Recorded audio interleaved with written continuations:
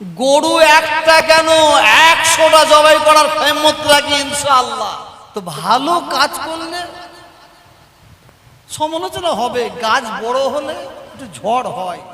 BJP হাতে চুরি পড়ে বসে আছে, আপনার গরু একটা কেন 100টা জবাই করার হিম্মত রাখি ইনশাআল্লাহ। ইনশাআল্লাহ কেন আমি করলাম না? কেন? দেশের আইনকে সম্মান দিই। এবার আমি দিলে আমার দেখা দেখি বহুত মানুষ দেবে, যাক ওইদিকে যাচ্ছে। তহা সিদ্দিকীর বাড়িতে জোরে মাইক বাজছে, সাথে গরুর বিরিয়ানি। প্রশাসন বিজেপি হাতে চুরি পড়ে বসে আছে। আপনার সবাই কি যারা খেলেন কি গরুর বিরিয়ানি খেলেন নাকি? জোরে বলবেন তো। গরু একটা কেন 100টা জবাই করার হিম্মত রাখি ইনশাআল্লাহ। ইনশাআল্লাহ কেন আমি করলাম না? কেন? দেশের আইনকে সম্মান দিই। এবার আমি দিলে আমার দেখা দেখি বহুত মানুষ দেবে, যাক ওইদিকে যাচ্ছে না। তারপরে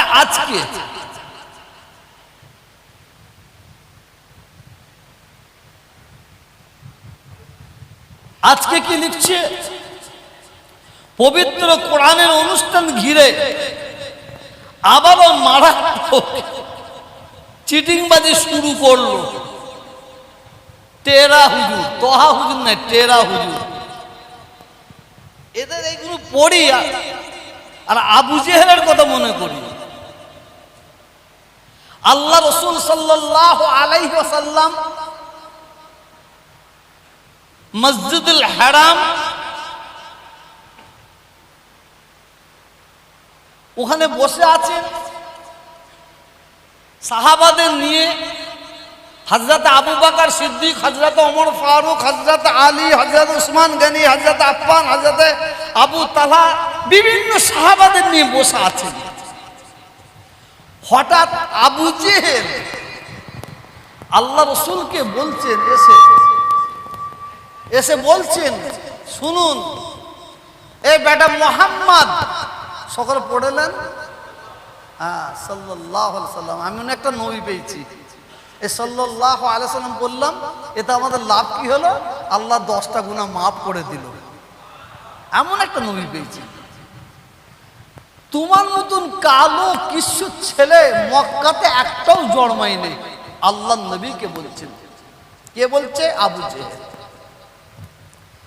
আল্লাহ রাসূল এই কথাটা শোনার পরে চেহারা মুবারকটা মলিন হয়ে গেল, এটা শুকিয়ে গেল। শের মুবারক হ্যাট করে নিলেন। আবু জেহেল এই কথাটা বলার সঙ্গে সঙ্গে আল্লাহ রাসূল বলছেন, চাচা যান, আপনি ঠিকই বলেছেন, ঠিকই বলেছেন। আল্লাহ রাসূল সাল্লাল্লাহু আলাইহি ওয়াসাল্লাম সাহাবারা বলছেন, ইয়া রাসূলুল্লাহ, ইয়া হাবিবাল্লাহ, হুজুর আপনার চেহারার মধ্যে আল্লাহ এত নূর দিয়েছে, এত জ্যোতি দিয়েছে, পূর্ণিমার চাঁদটা নিয়ে যদি আপনার পাশে ধরা হয় সেও লজ্জা পেয়ে যাবে। সুবহানাল্লাহ। আল্লাহ রাসূল সাহাবাদের বলছেন, তোমরা ঠিক বলেছো। সাহাবারা বলছেন, ইয়া রাসূলুল্লাহ। আবু জেহেল বলল, তাকেও বলছেন আপনি ঠিক বলেছেন, আমাদের বলছেন আপনি ঠিক বলেছেন। বুঝতে পারলাম না কি বলতে চাইছেন। আল্লাহ রাসূল সাহাবাদের বললেন, এই আমার সাহাবারা, আমার চাচার আবু জেহেলের অন্তরটাকে আল্লাহ কালো করে দিয়েছে। সেই কালোর চোখ দিয়ে আমাকে দেখছে, তাই কালো দেখতে পাচ্ছে। আর তোমাদের আল্লাহ অন্তরটাকে, কালটাকে নূরওয়ালা নূর করে দিয়েছে, সেই নূরের চোখ দিয়ে আমাকে দেখছো, তাই তোমরা নূরওয়ালা নূর নবীকে দেখতে পাচ্ছ। তো ভালো কাজ করলে সমালোচনা হবে, গাছ বড় হলে একটু ঝড় হয়। এই যে কমান্ডগুলো করেছে, দুটো জায়গা থেকে মানুষ যুক্তি করে করছে। ইনশাআল্লাহ কোরআনের মাইলিসে বলছে আপনারা দোয়া করুন, 1 সপ্তাহের মধ্যে ধরবো ইনশাআল্লাহ। বলুন আমিন। এটা জোরে বলবেন না? এই কমান্ডগুলো যারা করছে এরা হচ্ছে বসিরহাটের কিছু হিংসুক আর আমার এলাকার কিছু হিংসু, আমি এই কমান্ডগুলো লিখাগুলো আমি থানায়, এসপি অফিসে, আরো অন্য জায়গায় পৌঁছেছি। বলে পিসাব 3টে থেকে 4টে দিন টাইম দেন, আমরা ধরে নিচ্ছি। যাক, এই যে আপনারা দেখছেন, আমি তো আগেও বলেছি, আপনাদের আজকেও বলছি, বলছে এই বাড়িটা কার? বলছে আমার। ওই গাড়িগুলো কার? বলছে আমার। ওই 100 বিঘে জমিটা ঘিরা আছে, ওইটা কার? বলছে আমার। ওই বড় কারখানাটা কার? বলছে আমার। আর কর্মস্থানের দিকে তাকিয়ে বলছে কর্মস্থানটা কার? বলছে সবার। কিছু বুঝতে পারলেন না? কিছু বুঝতে পারলেন? আমার বয়স হিসাব করে আমি অঙ্ক করে দেখেছি, আমি কত পয়েন্ট পেলাম। রাতকে রাত অঙ্ক করে করে করে করে দেখলাম 0। আমার বলে কিছু নাই। আমি এখনই যদি মরে যাই, আমার ভাই বিরাদার আত্মীয় স্বজন আমার মাথার পাগড়িটা খুলবে না খুলবে না? কথা বলেন। গায়ের জামাটা খুলবে না খুলবে না? পরনের লুঙ্গিটা, এগুলো তো আমার নাই। আমার যেটা, আমাদের যেটা জিনিস, আমরা সেটাকে আমার বলি না। যাই হোক, এই 19 বছর ধরে কিরাত প্রতিযোগিতা, আপনারা দোয়া করবেন, আমিও দোয়া করি, এই কোরআনের মজলিসকে আল্লাহ কবুল করে নিয়ে আখিরাতের জন্য, আমাদের সকলের জন্য আল্লাহ যেন নাজাতের জরিয়া বানিয়ে দেন। বলুন আমিন। এটা আল্লাহ আমিন। আমি তার কাঁধে হাত দিয়ে ঘুরতাম, সে আমার কাঁধে হাত দিয়ে ঘুরতো। দুটো মিষ্টি খেলে তাকে একটা খাওয়াতাম, আমি একটা খেতাম। তাকে একটা খাওয়াতাম, আমি একটা খেতাম। সে আমার সিকিউরিটিকে জিজ্ঞেস করছে, তোমরা আছো? তোমরা এখনো যাওনি? মানে সিকিউরিটিটা তোহা হুজুরের কাছে চলে গেলে কত শুকর আদা করবে। এটা নওয়াজবিল্লাহ, সিকিউরিটিটা আমার স্বয়ং আল্লাহ। সিকিউরিটি আমাকে মমতা ব্যানার্জি দিয়েছিল, প্রথম দিতে চেয়েছিল। আমি বললাম লোবো না, আমার সিকিউরিটির দরকার নাই। যদি সিকিউরিটি নিবার হয়, সিকিউরিটি নিয়ে যদি বাঁচতে হয়, তো মহাত্মা গান্ধীকে কে মারলো? রাজীব গান্ধীকে কে মারলো? ইন্দিরা গান্ধীকে কে মারলো? দরকার নাই। আবার 5 বছর পরে আমাকে বলছে আপনি সিকিউরিটি নেন না পীর সাহেব। আমি তো রাজনীতির কেউ নাই, আমাকে কেন দিচ্ছেন আপনি? আমি দুটো ধর্মের দুটো মানুষকে দিতে চাইছি। একটা হচ্ছে হিন্দু ধর্মের একজন মহারাজকে, আর মুসলমান ধর্মের আপনাকে। আমি ঠিক আছে, তখনও বললাম আমি লোভ না। দাদা হুজুরকে আমার জীবনে ঘাটলাম, লাইফ হিস্ট্রি ঘাটতে ঘাটতে দেখলাম আমার মুজাদ্দেদের জামান দাদা হুজুরকে ব্রিটিশ সরকার তিনিও সিকিউরিটি দিয়েছিলেন। তারপরে উনি যখন বললেন সিকিউরিটি লাইন, আমি দেন দেন আপনি। বলে আপনি তখন না বললেন, এখন হ্যাঁ। মুজাদ্দেদের জামান দাদা হুজুর কেবলাকে ব্রিটিশ সরকার দিয়েছিল, তিনি আপত্তি করেন না, তাকে ফলো করে আমিও আপত্তি করছি না। এই সরকার চলে গেল, বিজেপি সরকার আসলো। মুনাফেকের বাচ্চা, কোনো হিন্দু নয়, কোনো হিন্দু নয়, সব মুসলমান। কিছু মুসলমান তারা তাকিয়ে আছে, তারা তাকিয়ে আছে কবে তুলে নেবে। আজকে তুলে নিলে আমি আলহামদুলিল্লাহ বলে 2 রাকাত নামাজ পড়বো। যখন আমি পাইলট নিয়ে যাই না, আমার হিন্দু ভাইয়েরা বলে নমস্কার, স্যালুট দেয়, আর মুসলমান গুলো দূর থেকে দেখতে পেয়ে মুখটা তাদের সবার নাই বাঁদরে, বুঝতে পারছেন না? আবার অনেক মুসলমানকে দেখেছি আলহামদুলিল্লাহ নারা তাকবীর করছে, নারা তাকবীর। যাক ভাই, বেশি কিছু বলবো না, শুধু আমি অপেক্ষা করছি কবে নাম লিস্টটা আসবে, যার জন্য একটু বক্তব্য রাখছি। আপনারা মানুষকে বিশ্বাস করবেন, এই যুগে, এই সময়, এই পরিস্থিতিতে মানুষকে যতটা বিশ্বাস করবেন তার চেয়ে বেশি কুত্তাদের বিশ্বাস করবেন। একটা মানুষকে যদি 3 দিন খাওয়ান, 3 মাস আপনার পাছায় বাঁশ দিবার জন্য ঘুরবে, আর একটা কুত্তাকে যদি 3 দিন খাওয়ান, ও 3 মাস আপনার পাশে পাশে আপনাকে গার্ড দিবার জন্য ঘুরবে। কি ভাই মনে হচ্ছে আমি ভুল বলছি?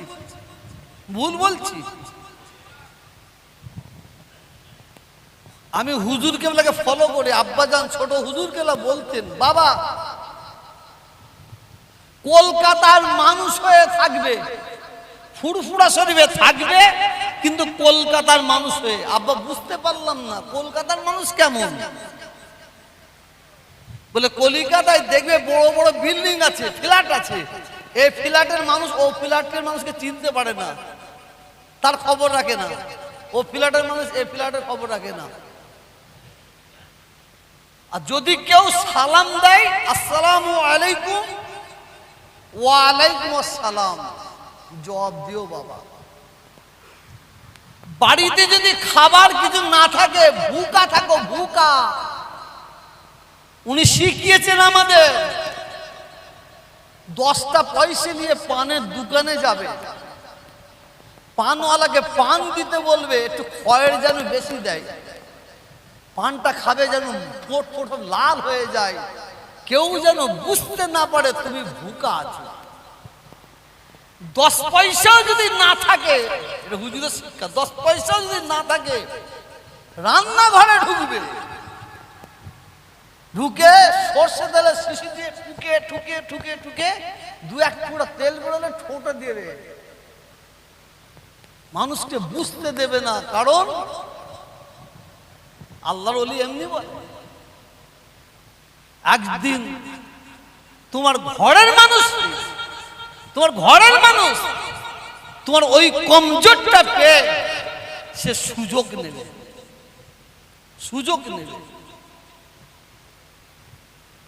আমি এই মুজাদ্দিদি আওয়ানা ফাউন্ডেশন 2000 সালে প্রতিষ্ঠিত করেছি, মাত্র 5000 টাকা দিয়ে।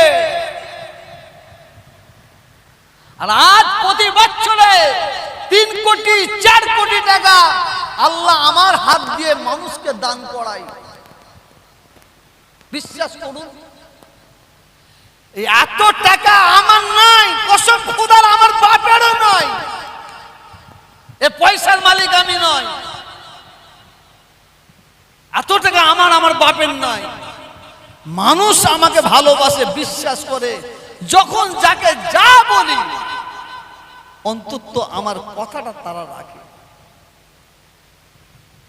একসঙ্গে 20টা মেয়ের বিয়ে দিয়েছি,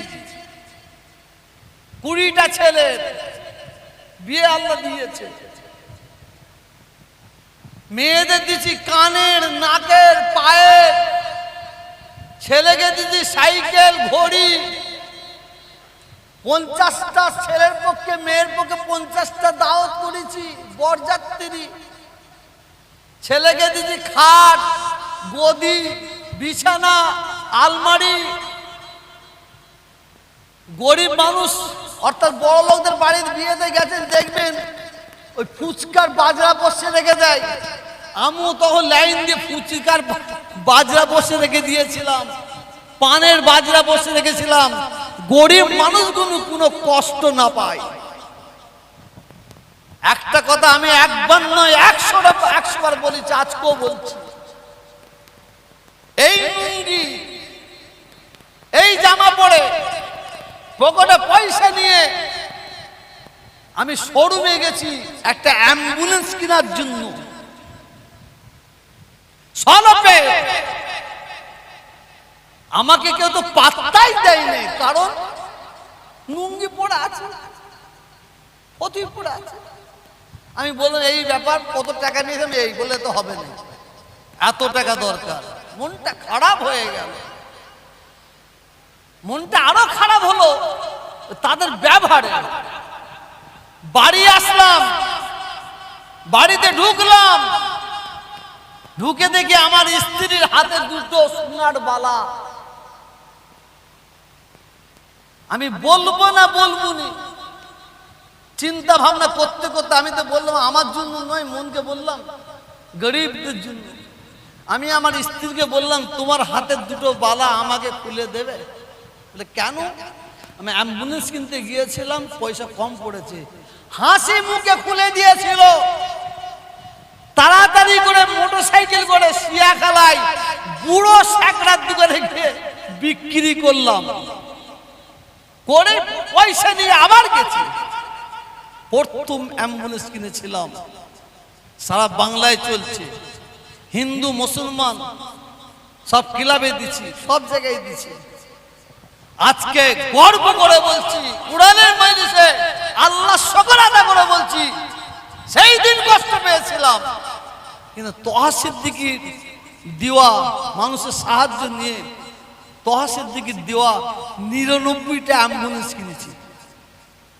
99টা অ্যাম্বুলেন্স আল্লাহ কিনেছে।